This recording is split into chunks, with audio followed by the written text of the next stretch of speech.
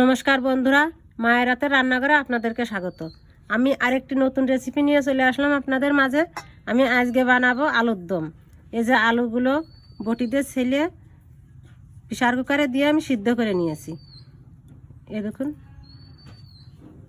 আলুগুলো এভাবে সিদ্ধ করে নিয়েছি। এবার আমি কি বাটনা বেটে নেব আসুন দেখি।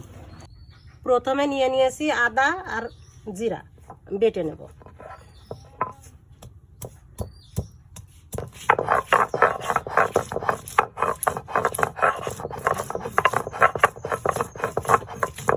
এবার বাটবো রসুন।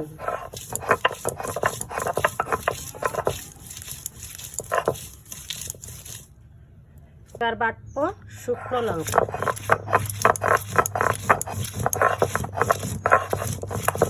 সবকিছু বেটে নিয়েছি। এবার আমি কড়াইতে দিয়ে দিচ্ছি তেল। তেলের ভিতর দিয়ে দিচ্ছি সামান্য একটু হলুদ। যেহেতু এখনকার আলু বতি হয়নি, এই জন্য একটু বেশি করে ভেজে নিলে আলুগুলো খেতে ভালো লাগবে।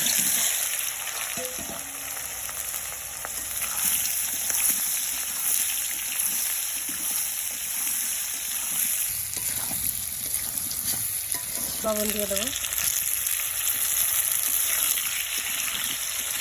বন্ধুরা, আমি 2 মিনিট ধরে আলুগুলো ভালো করে ভেজে নিয়েছি। এবার আমি তুলে নেব।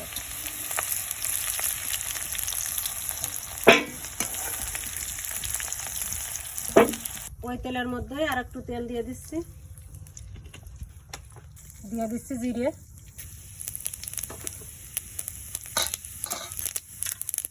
আর দেবো পেঁয়াজ কুচি।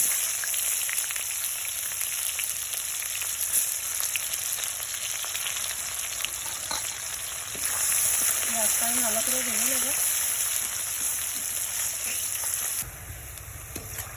পেঁয়াজগুলো আমি বাদামি কালার করে ভেজে নিয়েছি। এবার এর মধ্যে দিয়ে দেবো রসুন বাটা, আদা জিরে বাটা।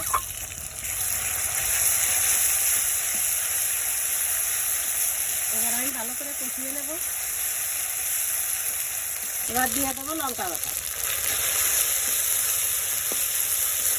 এর মধ্যে দিয়ে দেবো একটু লবণ, হলুদ।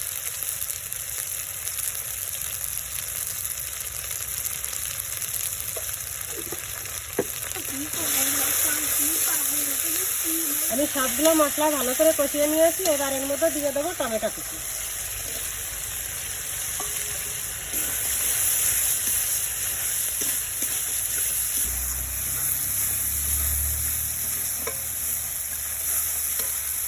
টমেটোগুলো গলে গেছে। এবার আমি দিয়ে দেবো, তেলটাও ফেলে দিয়েছে, কষানো হয়ে গেছে। এবার আমি আলুগুলো দিয়ে দেবো।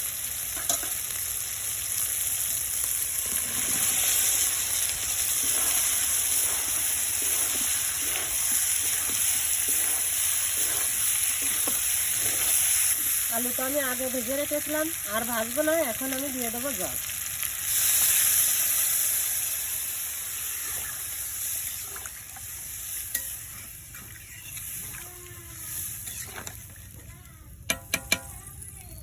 দিয়ে দিয়েছি 2-1টা তেজপাতা।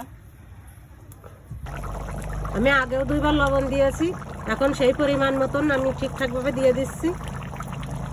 আর দিচ্ছি একটু চিনি। বন্ধুরা, আমি আগে ডিম সিদ্ধ করে রেখেছিলাম, ভেজেও রেখেছি। এর মধ্যে দেওয়ার ইচ্ছা ছিল না, কিন্তু ছেলেরা বলছে এর মধ্যে দিয়ে দিতে, তাই দিয়ে দিচ্ছি। এর জন্য স্বাদের কোনো পরিবর্তন হবে না, দিলেও হবে না দিলেও হবে। দিয়ে দিচ্ছি গরম মশলা বাটা।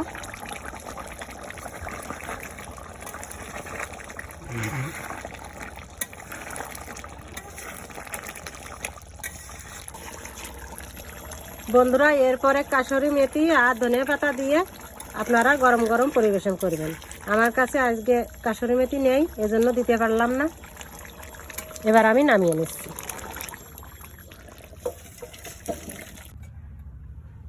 বন্ধুরা দেখুন, আমার রান্না শেষ। কেমন লাগছে অবশ্যই কমেন্ট করে জানাবেন। এই আজকের ভিডিও এই পর্যন্তই। আপনারা ভালো থাকবেন, সুস্থ থাকবেন।